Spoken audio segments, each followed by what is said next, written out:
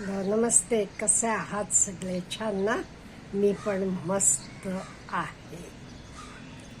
आज ॲडव्होकेट माधुरी एडके मॅडमांनी विचारलेला प्रश्नाला उत्तर देऊया. माधुरी एडके मॅडम माझी जुनी मैत्रीण म्हणाला तरी चालेल. आपल्याला मी पूर्वी सांगितले कसं मी रिटायर झाल्यावर चाळीसगावला माझ्या मुलाची पोस्टिंग होती, तेव्हा ग्रेस अकॅडमीत मी 2 वर्ष नोकरी केली आहे. मी टीचर म्हणून होते. त्या तिथे तेव्हा ऑफिसमध्ये होत्या कामाला आणि LLB पण करत होत्या. नंतर ते LLB पूर्ण केलं आणि आता वकील म्हणून त्या आपलं प्रॅक्टिस करतात. स्वतःची प्रॅक्टिस आहे. ते ॲडव्होकेट आहेत. आणि ह्यांना 2 मुलं आहेत. जुवेली तेव्हा अगदी छोटी होती, आता ती मोठी झाली. त्या शिव आणि शांभवी, एक मुलगी आणि मुलगा. त्यामुळे तेही प्रश्न विचारलेला आहे हा मॅडम. शिवला क्रिकेटची प्रचंड आवड आहे. खेळतो पण छान, उत्तम. पण ते करिअर असू शकते का नाही, किंवा त्याला तर मृगजळ आणि सत्य परिस्थिती यातला फरक जरा समजावून कसं सांगू? त्याला न दुखवता त्याच्याशी बोलू कशी? प्लीज सांगा. मला वाटतं मॅडम, त्याला सांगायच्या आधी तुम्हाला थोडंसं सांगायला पाहिजे. क्रिकेट करिअर बनत नाही हे कोण म्हटलं तुम्हाला? उत्तम करिअर बनू शकतं, पण त्याला आपण तेवढं एन्करेजमेंट देतो का? जनरली मी तुम्हाला एक एक्झाम्पल देते. आपलं मूल, त्याला मॅथ्समध्ये कमी मार्क मिळाले आणि क्रिकेटमध्ये त्याला चांगले मार्क मिळाले असं धरा. मग आपण कशाची ट्युशन लावतो लगेच? म्हणजे एक्स्ट्रा कोचिंग कशाची देतो? मॅथ्सची कमी मिळालेलीची. Am I right? ही आपली खूप मोठी चूक आहे. प्रत्येकाला का नाही काहीतरी गॉड गिवन गिफ्ट असते. त्यामुळे ते उज्जत आपल्याला जरा प्लस पॉइंट्स असतात.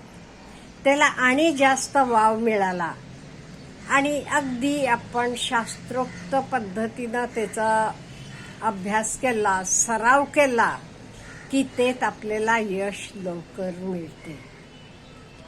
त्यामुळे त्याला क्रिकेटची आवड आहे ते तुम्ही त्याला चांगलं एन्करेजमेंट करा.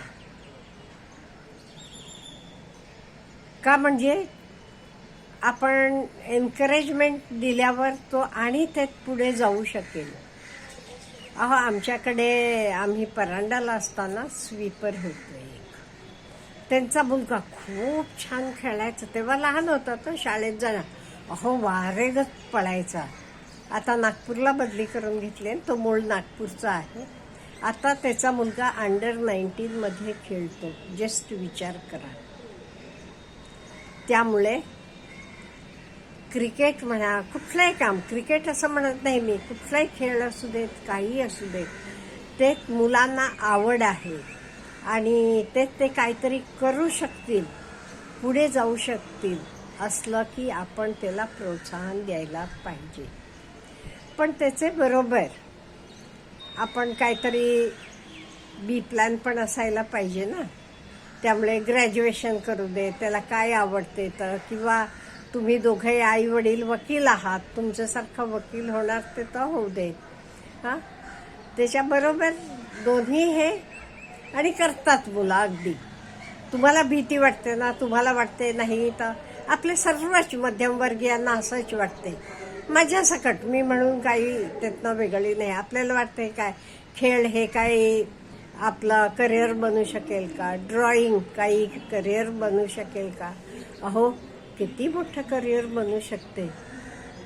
आम्ही उदयपूरला गेलो होतो तिथे आम्ही ज्यांच्याकडे म्हणजे राहिलो होतो, म्हणजे ते रूम्स वगैरे त्यांचे होते, ते ड्रॉइंगमध्ये PhD होते. सारखं फॉरेन कंट्रीजांना जातात. आपल्याकडे ते कसं ड्रॉइंगमध्ये कसलं PhD करणार असं आपण म्हणू. उदयपूरला आणि त्यांचे होमस्टेमध्ये आम्ही राहिलो होतो. काय ते होमस्टे सुद्धा ते म्हणजे मुळात आर्टिस्टिक माणूस, आणि ते त्यांचा PhDची थिसिस पण ठेवली होती. बघितलं, मला खरंच आश्चर्य वाटलं. आपल्या मुलांनी ड्रॉइंग घेऊन मी PhD करतो म्हणलं की लगेच मेजॉरिटी काही असतील, पण आपण लगेच काय म्हणू, अहो काय मिळणार ते. अहो PhD त्यांना ड्रॉइंगमध्ये करून आज किती मोठं त्याचं साम्राज्य उभं केलेलं आहे.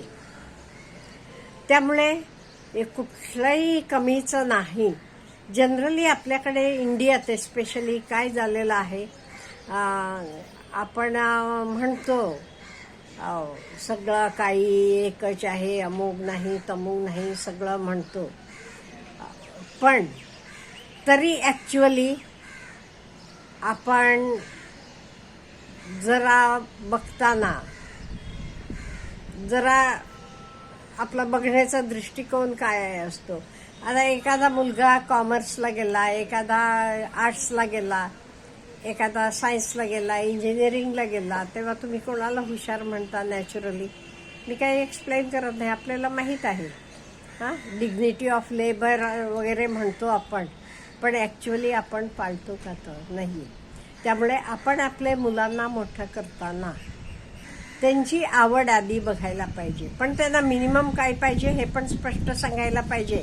10वी म्हणा, 12वी किंवा ग्रॅज्युएशन काय मिनिमम लागते हे पण महत्त्वाचं आहे. ॲट द सेम वे त्यांची आवड काय आहे, त्यांना काय आवडते त्याच्याकडे आपण जरा लक्ष द्यायला पाहिजे. प्रेमानं समजावून पण सांगायला पाहिजे त्यांना. अहो कितीतरी आपले क्रिकेट प्लेयर्स आहेत, काय त्यांचं ग्रॅज्युएशन आहे का काय आहे बघा, आणि किती त्यांना जगात रिस्पेक्ट, म्हणजे फक्त पैसेच म्हणत नाही मी, रिस्पेक्ट म्हणा, किती सगळं मिळते. त्यामुळे असं अशक्य असं काही नाही आहे. त्यामुळे शिव खरंच चांगला, तुम्ही म्हणता चांगलं खेळतो ते त्याला ते चांगल्यातलं चांगलं ट्रेनिंग द्या, कोचिंग द्या, आणि शक्य आहे तुम्हाला हे करणं. आणि त्याच्याबरोबर तो ग्रॅज्युएशन म्हणा काहीतरी करू दे. तुम्हाला भीती वाटते ना, बरोबर आहे, आपल्या सगळ्यांना तसं वाटते. अहो एवढे कितीतरी कोटी आपली जनसंख्या आहे, ते किती क्रिकेट प्लेयर्स होतात, किती जण आपले पायावर उभं राहतात, असं आपण, आणि खरं आहे.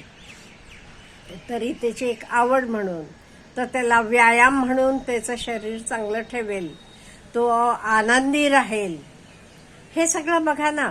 आणि नो डाऊट चांगला खेळला, पुढेपर्यंत गेला की आणि खूपच चांगला, आणि त्याला खरोखर एवढी आवड आहे ते तो पुढे जाईल, ते काही प्रश्न नाही आहे. त्यामुळे तुम्ही काय करा, त्याला एवढी आवड आहे ना, त्याला तुम्ही जरा एनकरेजमेंट करा, सोयी सुविधा जराशा अलाव करून द्या. अवेलेबल झाला की सोपं जाते.